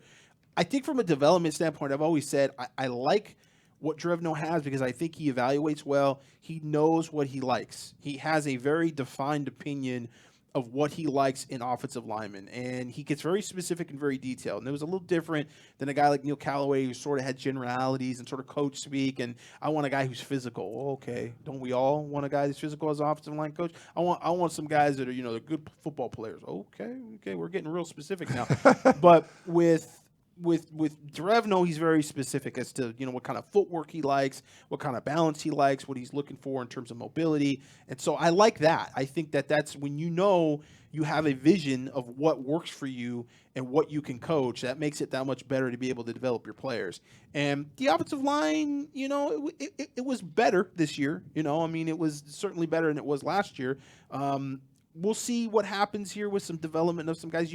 Like you said, the projects that USC has, maybe a guy like Clayton Bradley. Liam Douglas. Yeah, they haven't really kind of stepped up yet. We haven't really seen them. Liam Jemmons is still there. Maybe he becomes a guy that comes over. Not a whole lot from Name escaping me right now. The kid from Fresno that was a defensive tackle and switched over and played guard. Jacob Daniel. Jacob Daniel, yeah, the senior kind of came and went and didn't really necessarily make an impact. So, yeah, there's some criticism there. There's some reason. But, Drevno took over at the end of last year. This was his first year really back. And the offensive line, I think, the fact that they may be able to get Austin Jackson out as a first-round pick is a big, big deal for them. That's a huge deal. If you can get your left tackle out first round and maybe you get, second round Michael Pittman, maybe they can sneak him in late first round. Probably not, but probably second round. That's pretty good for USC. That's a win. That's one that you didn't see maybe a couple years ago. Yeah. In that sense, Danny on Facebook wanted to know, do you think Austin Jackson and Elijah Vera Tucker will both leave for the NFL? I don't think Elijah Vera Tucker will go. Yeah. I could see He's Tyler played Vaughn's well. going. He's graded out well, but I don't think he's ready. Yeah, this was his first year really, getting out there and showing, I think putting on a good film out there. I think he could definitely come back and put more film out there because he's a good player. He's a guy we saw in high school. I mean, that class was a really good class for them, and that's sort of what they've been kind of hanging on to, and that's the scary thing. When they lose that class with Austin Jackson and those guys, that's going to really hurt them because they haven't been able to really replace that class. Last year with there was a big miss. Jonah Tana'au and Sean Ryan and those guys, that was the class that needed to be in place to lose these guys. Eric on YouTube says, Gerard, have you seen anyone like Justin Flo before at the high school level? Vontez Perfect was a guy that was incredibly agile, very violent at the point of attack. I think that, Justin is a little better athlete. I never really saw Vontez play running back, but I've seen Justin Flo play running back, and he's a guy that just straight dominate at a running back position. And that's nice to see. That's when you see that overall sort of athleticism show out. And I am always impressed by high school players that can play both ways. That's, I think, a big deal. You want to be able to see that athleticism at different positions and not just be like a plug and play. All I do is play linebacker. All I do is play cornerback. If you see him play basketball or something, you see him do it, play offense, like you can get a lot more from that. You're getting a lot. And he's always been impressive. Every time we see him at some kind of camp or combine, he's always cutting in line, trying to get the next rep. He's always, he's just a beast out there. So he's baby man. Baby man. SC Slot Guy says, can Brew McCoy move to a defensive end instead of tight end? Tight end. We put him at defensive end, first of all. So he's going to go he's not a receiver anymore. We've taken him to defensive end, and then we're not even going to be happy with him before he can step on the field defensive end. We're going to put him at tight end already, too. He could be outside linebacker or something, I would think. I think we just got to wait and see how he comes back from this. There was I'm not even getting into the rumor. We don't know 100% sure what was going on yet. I haven't heard anything directly. Go ahead, Keely. Do you have anything to say? No, we can add that in the war room if we want to, but it's fine. Well, there's been talk, but I haven't heard from his father Horace or anybody specifically to know what exactly it was. So I don't want to get into things that have been posted or things I've heard. Yeah. But I think we just got to take a step back and let him get back into shape and get back into just the flow of things. I mean, this is a guy who's a very dominant player. Obviously, a lot of people see he gains weight. Okay, we got to put him on defense. He's a great linebacker in high school. A lot of people projected, hey, that linebacker is going to be a position. Maybe it is. I mean, to be a great pass rusher, to have a great pass rusher on the outside, that's a whole thing. That'd be pretty nice to have a guy like Brew playing on the outside and Justin Flo inside. Yeah, that's Drake Jackson opposite him or something. That's a lot of. There's a lot going on there. That you can't win if you can't score. A lot of athletes. Yeah. But then at the same time, you're going to lose Michael Pittman, and it'd be nice to have a guy that comes in and can complement with Drake London. That's the one thing that USC showed this year is the fact that they can win and throw the ball and have multiple guys have great seasons. That's a huge thing. It's like a lot of offenses, it's that one guy, and it's like, okay, well, you can come in and replace that one guy. Well, USC saying, hey, man, we got a bunch of guys. Yeah. It's funny. It's different, too, because I actually did an interview with DeQuan Hampton over the weekend, if you guys remember him. Yep, playing in XFL now. He's playing in the XFL. He's playing for the Los Angeles team, so I'll have a story coming up about him. But he would have loved it. Like his 2015 year, it was like Juju and then nobody. And then the next year was like Juju and some Deontay and stuff, but I talked to him about it. He was like, he'd love to have been able to play. It's just they weren't going to use anyone outside of the top one or two guys. And now you can't. To have four guys go over 100 yards in a game. The thing about Caden Slovis is just he gave those receivers a chance. That was sort of that year with Matt Barkley where there was 2011 when Kiffin was there. It just was like they gave Woods and they gave Marquise Lee a chance to just make catches. And that just seemed like what Keaton Slovis did. And you hope that they continue to be that aggressive and they don't overcoach him and he starts to, feel like he can't throw those balls up. Because you got guys out there that can make plays, man. And in the Pac-12, Drake London is better than 99% of the other defensive backs he's going to go against. Just get that ball into a place where he can go get it. While we're on the topic of Brew McCoy, Bill on Facebook says, does the appearance of Brew McCoy this weekend during recruiting visits signal that he may be ready to contribute on the field soon? Well, he's practicing. He's back out there doing the little workouts and everything. He's back in the flow of that, trying to get back into the, the 100%. I think the thing with Brew and both, Chris Steele is another guy that we kind of don't talk about. Chris Steele was at Florida during the spring. Those guys can talk about that grass on the other side, right? The grass is always greener on the other side. Oh, got to go play in the SEC. Got to go play at Texas. That's amazing. Football's everything there. And they were there and they saw it. And now they decided it wasn't for me. And they've come back and they could talk to a guy like Justin Flo and say, look, man, Clemson. They were on the official visit with Justin. Yeah, Clemson's great. National championships and everything. But when you're not playing football, you got to think about the rest of your life. And the fact that football can be taken away from you at any point is also something you have to think about. So you start talking about degrees. You start talking about just the lifestyle. Living in Los Angeles.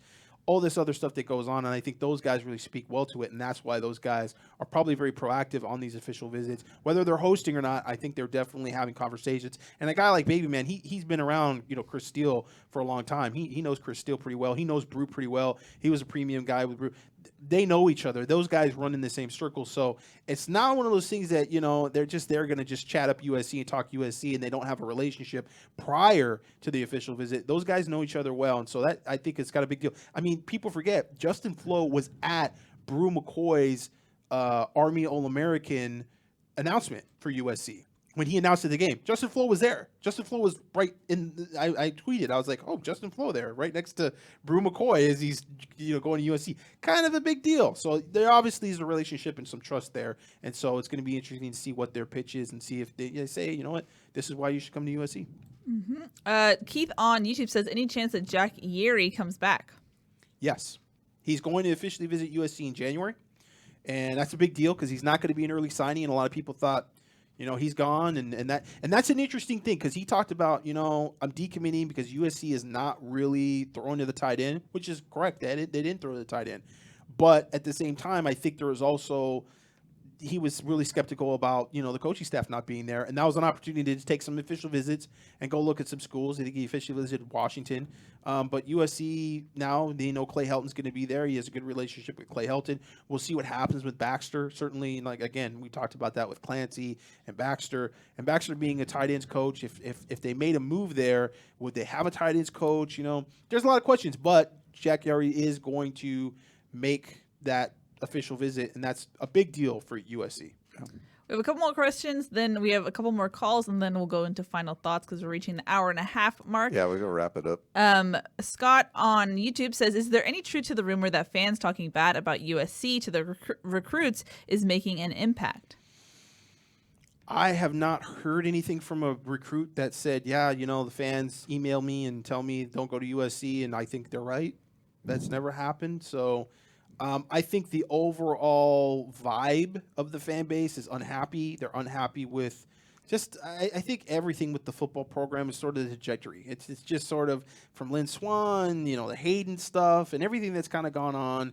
And again, there's a lot of vitriol that gets spewed at Clay Helton specifically. I think USC fans and more importantly, the donors are starting to see the bigger picture with this. And it's Clay Helton is just a coach, it's the decision makers and the guys that are deciding to make the hires. And that's really more of the issue. And that's more of the questions that are starting to come around. And I think that's definitely more accurate. And that's more where, USC fans have to be more frustrated and they have to look for some more accountability. It's really not on Clay. Clay's doing, I think, the best he can. He's doing his job. It's really, he's just sort of the result of all that. Mm-hmm. We have a question from AKA Boone who says, are there any 5/4 stars out of state guys in play for us since apparently we cannot secure anyone in California?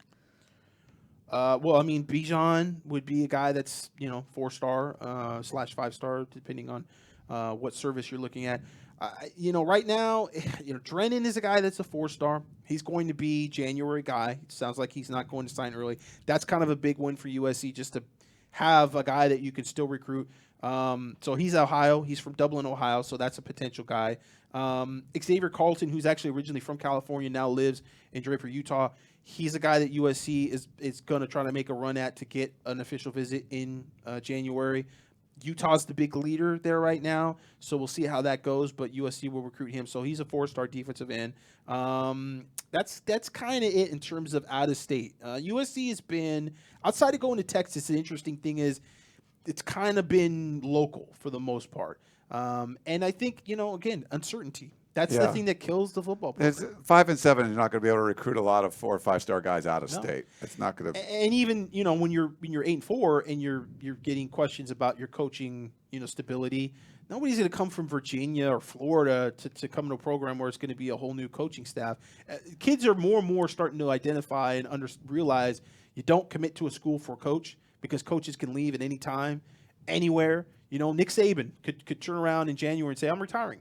It could happen. Yeah. And you're like, oh, I came here to play for Nick Saban. Well, you're not playing for Nick Saban anymore.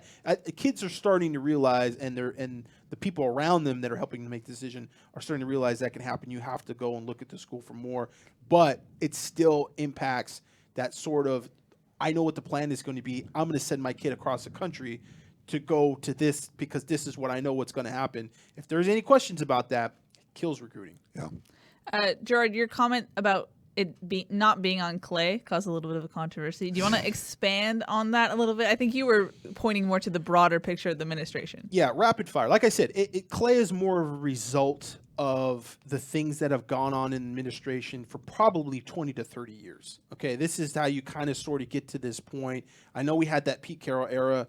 That was lightning in a bottle.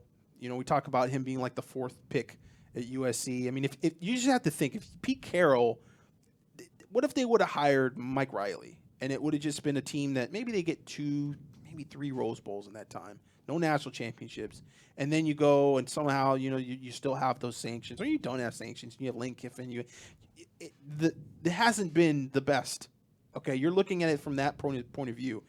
That's more because of what's gone on with the administration, and I think what's gone on with the Board of Trustees. I think there's got to be a lot of blame on the Board of Trustees. I think the Board of Trustees have sort of been able to skate with this a little bit, and a lot of it gets, it's the president. Oh, it's Lynn Swann, the rogue AD Lynn Swann, who gave Clay Helton this extension and everything. Come on, man. You don't think, Wayne Hughes, who pretty much hired Lynn Swann, didn't have any say in that? There's been some decisions that have been made, and I think the accountability is on a bigger level. Clay Helton is, yes, I understand he's the football coach, but it can't be all. If you're just laying it all at his feet, you're not seeing the bigger picture and really the changes that need to happen for USC to really be a national championship contender again. Yep. Good elaboration. Just wanted to give you a platform to do so. Danny says, Gerard, what are your thoughts on Marcus Allen being on the sideline at the LSU game? I don't know.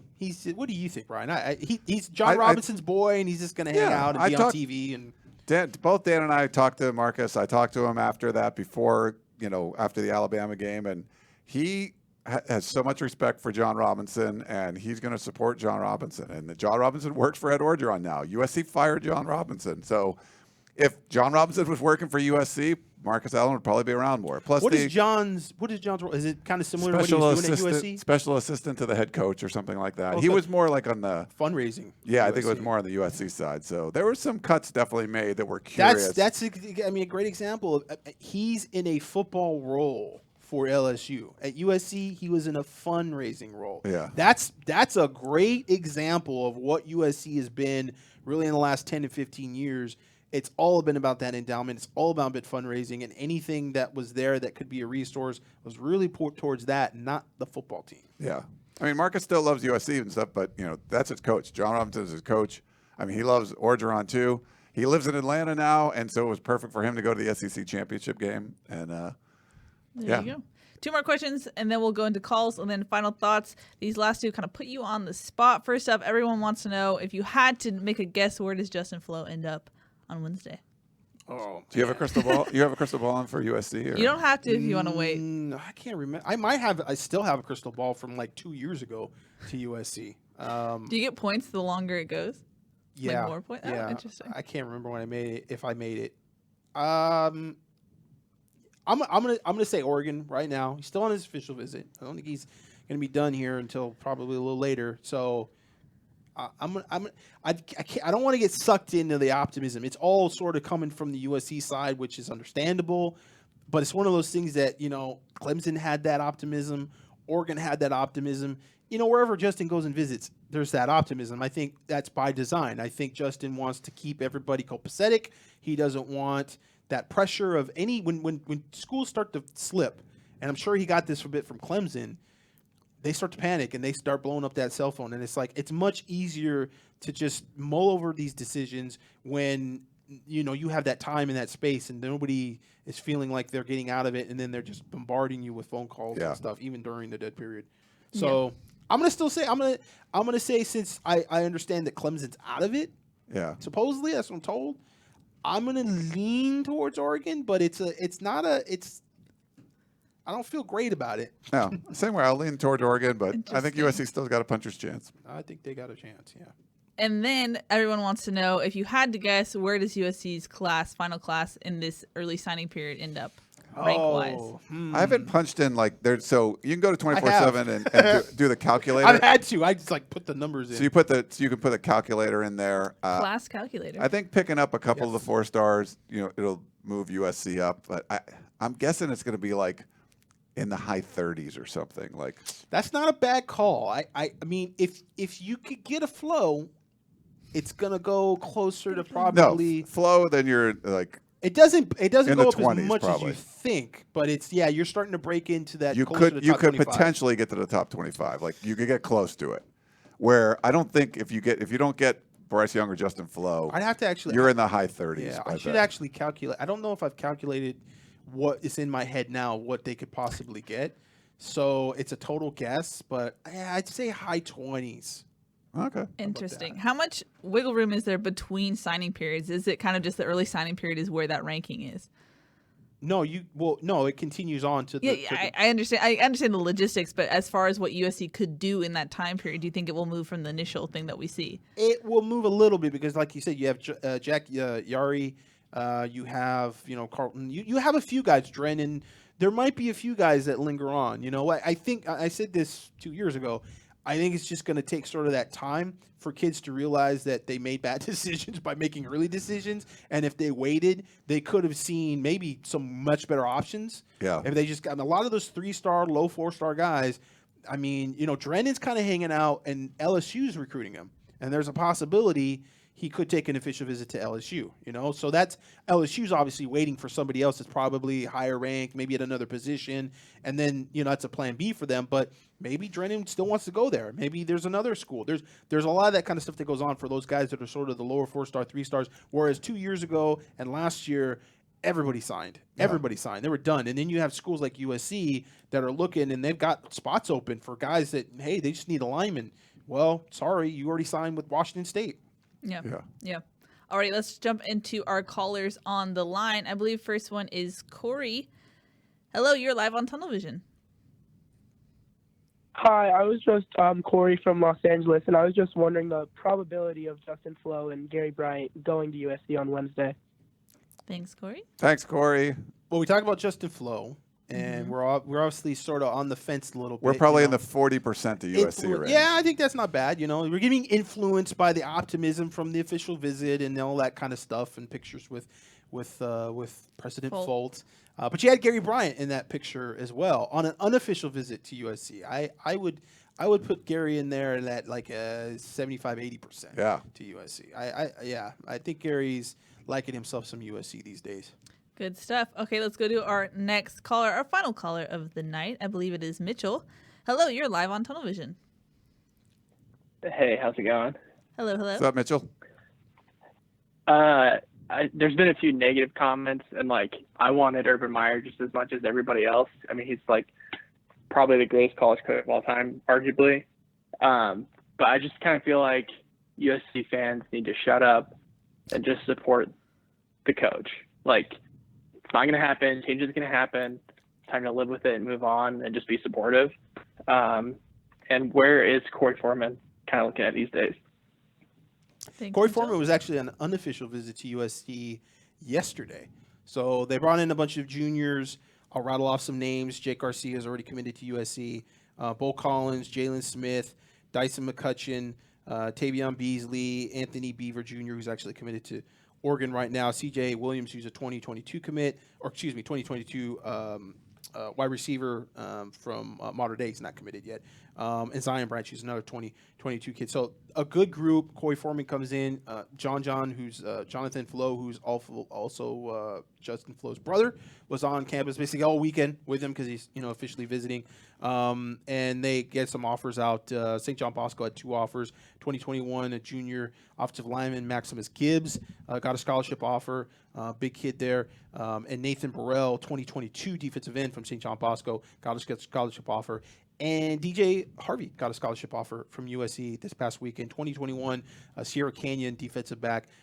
Interesting because he actually went to one of the camps, and we thought he was going to get a scholarship offer from the camp, and didn't get a scholarship offer. So Corey Foreman, I think USC's in a great spot for him. I think that's another kid that he loves Drake Jackson. I mean, he was just very tight with Drake and his dad Dennis, and that family, that the Centennial. That group of those top players are all very close. Gary and Gary Bryant Sr., they're all very close. They talk a lot. And Drake Jackson had a great year. And everything, when I talked to Corey, he kind of said, everything that USC promised Drake happened. So that was a good thing. He came out, he played early, he played well. And that was a big deal for Corey to be able to see that. And Corey misses Drake. He missed Drake a lot this year because his numbers weren't as good. Yeah, you have Drake on that other side. You can't double team Corey so much. Corey saw a lot of double teams and triple teams, and he was over it really like second game of the season.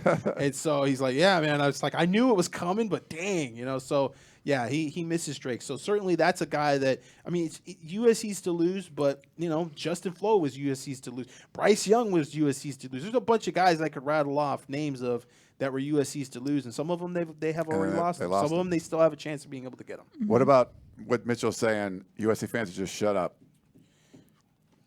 No, I'm not going to tell anybody to shut up. I understand what they're saying. Now, look, there's one guy that was pretty persistent about the Urban Meyer stuff. Pretty on about exactly what I thought was going to happen with Urban Meyer. I'll believe it when I see it. And I think all I can say about that is hopefully it's a learning process for the administration and the boosters. I don't know if the administration ever was really involved in Urban Meyer. I don't necessarily buy that. I never heard that Mike Bohn actually even talked to Urban Meyer. I think it was more of a booster thing, and I think the boosters did exactly what I thought they were going to do and say, hey, we'll write a blank check and we'll back up the Brinks truck and all these nonsense, these little idioms and things of like, oh yeah, we're gonna just throw a bunch of money at him and he's gonna turn around. A guy like Urban Meyer, you got to have a plan together, and that means the administration and the athletic department has to be set up a certain way. He wants the table set. He wants to be able to sit down and eat right away. He does not want to have to sit there and try to deal with all this, bureaucracy and all this stuff going on at USC. And obviously the scandals. And some of the excuses have been that, maybe USC didn't want to make that move because they still have to see what happens with this federal investigation, with the corruption and the things going on. And some people have to be cleaned out of Heritage Hall that may be still involved with this. There's still a little black cloud hanging over that. And then once that happens, then you can bring in a coach that's more of a micromanager. But that's the big thing. It's the control factor. And you have to give Urban Meyer some specific assurances that compliance and student initiatives and all these things he has control over to make those things his, and that he can have the success that he's had at other programs because he had control with those things at those other programs. Yeah. And Mitchell, real quick, I as a fan, you want to have enjoyment by watching the team, and I know there's a lot of fans that are just really down on things right now, but as a fan, I think you want to, it's your time, it's your money. I think you should be able to do what you want to do. I don't like some of the stuff where it gets very personal. I don't like that at all. But if you're saying like, hey, whoever the coach is, I'm going to support him, that's great. That you want to do that, I think you can do that. If you're a fan that's like, you know what, I don't think the administration is listening to us, I'm not going to support them financially right now because they need to know that they've really upset me, and if there's more people like me, then maybe that sends a message. I'm fine with that too. I just don't want to see and I don't like it when both sides fight each other and get personal that way either. So as a fan, I think you should be able to do what you want to do. But I wouldn't tell all fans to shut up and act this way or act this way. I see both sides of it. I get both sides of it. I understand it. I understand of just saying, you know what, that's my team, and I just, at some point, it's just like you gotta deal with what's there. You gotta support what's there. You can't continue to sort of go with the hypotheticals and it's more what we've seen, like even bringing real factual information to the table. Sometimes people don't even want to hear that. Like, they want the fantasy football aspect of it. They're mad that you're. I mean, I don't know how many times that I had issues. I mean, the whole GM versus insiders thing going on in the business sports, because I just was like, I don't think it's happening. You guys are kind of taking some things that were wishful thinking and turning them into sources, and people are just mad because I was kind of peeing in their Cheerios, and I understand it, but it's kind of my job. I kind of have to say, look at this. This is. But I almost feel like sometimes they just want me to lie to them. People want me to say, yeah, no, it's happening. There's a lot of times when you come back with like, well, here, there was like some conspiracy theory, and you come with the fact like, well, I just talked to this person, and they said this on the record.'re like, oh, like they'd rather would have it it's F you. Yeah. You suck. You're arrogant. Get out of here. But I understand it. It's just, it's taught me some lessons, and, we almost like, maybe we should have a message board that's just like the fantasy USC football team where we just do some simulations on like NCAA football 2014.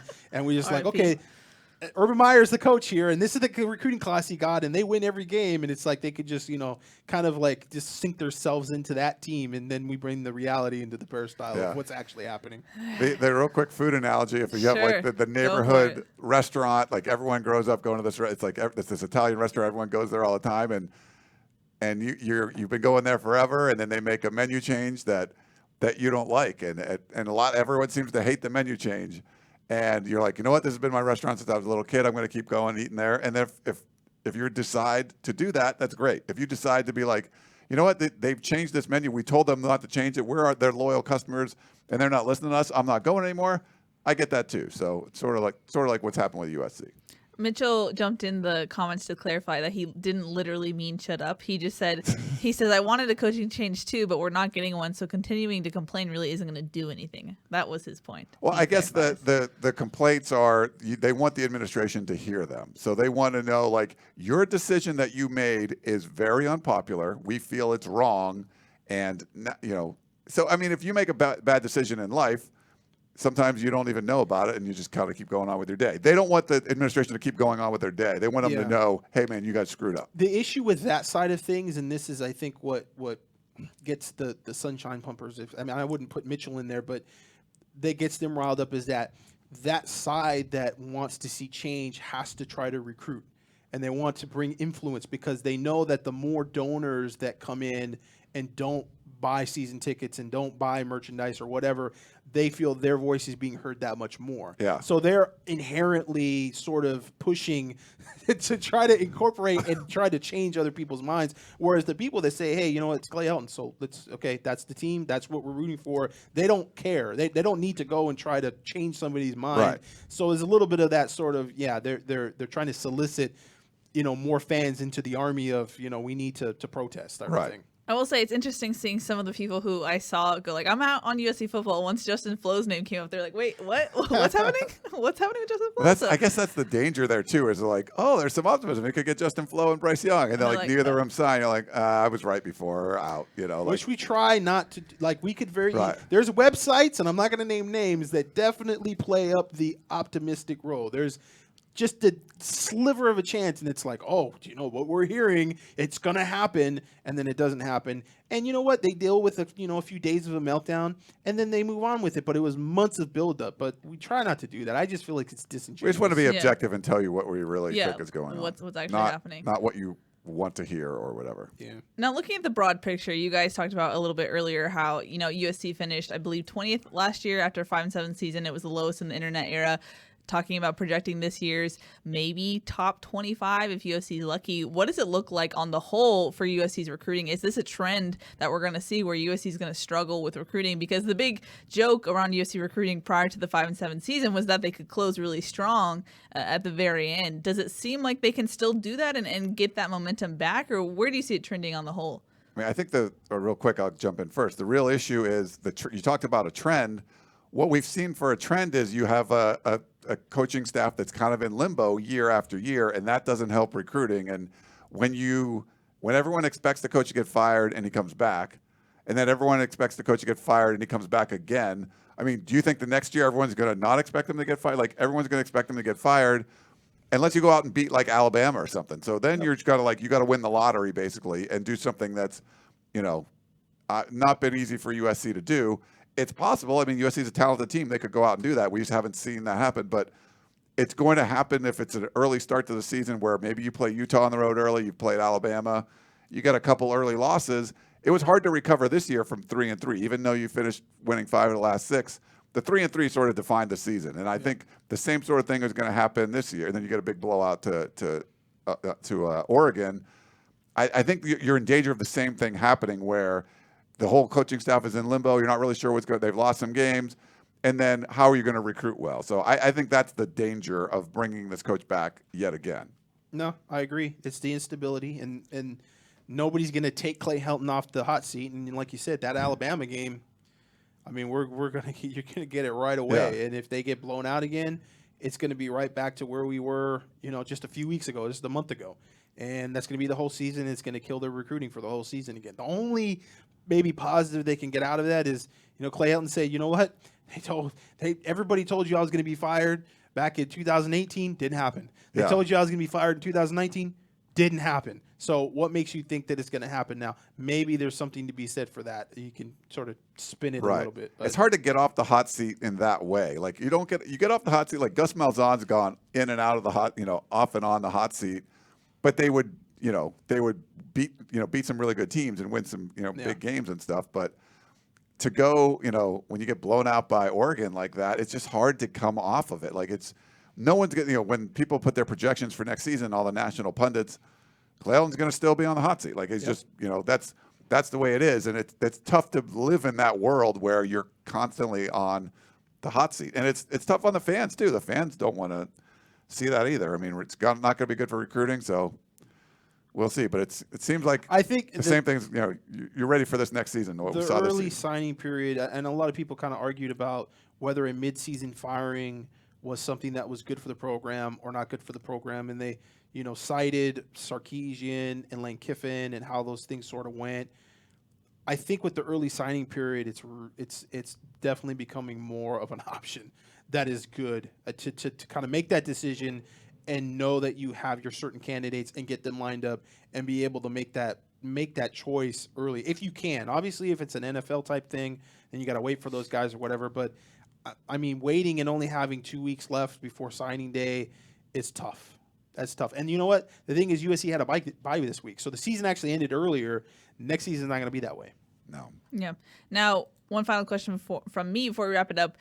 In the letter of Clay Helton coming back, they mentioned more resources. Gerard, do you see that going towards recruiting? We always talk about how USC is kind of on the delayed factor as where recruiting is trending and the new trendy things to do. Do you see that being more supported going forward? Yes, because I think it's going to go towards personnel, and I think that's always a big thing. I think that's where USC is lacking probably the most right now. You could argue facilities to some extent, but I think in personnel, that's really the one place where they're way behind the curve. I mean, this is marketing. You see the stuff that you get when a kid commits to Clemson or something, and it's just like they've got graphics made already. They've got all these things going on. They're just, Clemson, Ohio State, Alabama, even Oregon, just such a higher level of focus and investment into the football program, and football being sort of that catalyst, and it's really a foundation part of the university. And, is USC are they going to really kind of embrace football like that or athletics like that? I mean, it seems like they're sort of in this, we want to be, to Stanford what Yale is to Harvard, and that's been their obsession here in the last 15 years. I think if they invest in the personnel, that's going to help recruiting a lot. It's going to help development. You got to have some real coaches that are guys that have been in the business for a long time that are on that support staff. You got to have more Dave Campos. That's what you see throughout. I mean, you saw Sanchez get fired at UNLV, and Tony Sanchez is a guy that would be a great kind of sort of support type guy for USC. Now again, you have that association prospect type of rule that may kind of boggle things up, but that's like a great guy that, like, if you wanted to get into Vegas, hire a guy. He's the former head coach, and people go, well, God, man, you're going to get a head coach to be a support staff guy? Well, hell yeah. Well, look at what Alabama's done. I mean, look at all the guys they've had, the support staff guys there. Mike Locksley, Steve Sarkisian. I mean, all kinds of guys. So that's really where USC is way behind just the support staff, and that enables you in so many different areas in terms of marketing, in terms of recruiting, phone calls, official visits, all this kind of stuff.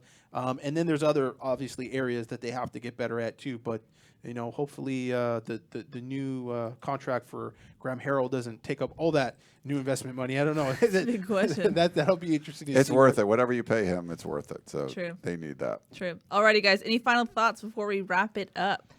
Time to go. Happy holidays. Yeah, happy holidays, everybody. Long day. Schedule wise. Yeah, boss man. Yeah, what's going on with the Okay, so lack of practices you guys can cover? Yeah, we can't really do much of that. I think we could do one next week. I'm going to be traveling back east. Next Sunday is actually my birthday, but we could. Ta-ta! My new laptop, I think we can handle doing it from there. We'll see. So I'll try to set that up. Probably nothing Thursday. I will be traveling that day. So we should know more about bowl practice stuff. We'll have some information then next week. Plus, we'll be able to maybe recap the some of the signing day stuff. So probably a road version of Tunnel Vision next week. We could remotely bring in Keely and Shaka. I think that might be kind of fun. Really? We remotely bring in you, right? Not us. Unless you wanted to do it from here, then we could do that We too. could probably do that. I think that might be easier, but yeah, we'll usually see. I set stuff up, but yeah, we'll figure that out. Yeah, but alrighty, Gerard, thanks so much for coming on. Thank Always you for having a pleasure. me. This was Keely's idea, obviously. Was it? Yeah. She said, "Are we bringing Gerard in for a recruiting something?" Ryan's been he's keeping me in. I have to beg him to do a recruiting podcast anymore. Well, I have to do all the podcasts. I wanted That's you to what do. you do. That is your job. Okay. You are a podcast guy. That's what you. Yes. You have a studio here. I do. True. Yeah, but I reeled you in from the IE, Gerard. So thank you so much. And Yeah, thanks for coming out. I thought Keely wasn't going to show up today. I was like, oh yeah, she's volunteered me for the live show. And It's then like she a wasn't gonna 2-hour show up. drive for him. So Well, I was in Ranch Cucamonga today doing a camp, the Get Your Stars Up camp, run by Armand Hawkins, our buddy, who's started a sort of a scouting service of sort that he's doing. It's called Hawkeye, and so he had me, Greg Biggins, Brendan Huffman, and Adam Gorney from Rivals there. And so we spoke to the kids and got a few interviews, checked out some 2022 kids, and just hanging out. It's before Christmas, and we're already doing camps for 2021 and 2022, just to overlap. It's becoming like basketball. It's just, classes. It's overlap. always happening. Crazy times. But Gerard, thank you so much. People want me to tell you that they appreciated you coming on the show. So there you have it. I appreciate all of you guys. I hope you have happy holidays. And, I know there was a little bit of coal in your stocking this year, but hopefully there's some good news coming down the pike here in the next few days for USC. Yeah. Yep. Alrighty. That's going to wrap it up. That's Ryan. That's Gerard. I'm Keely. We'll see y'all next time. And happy holidays. Happy holidays, everybody.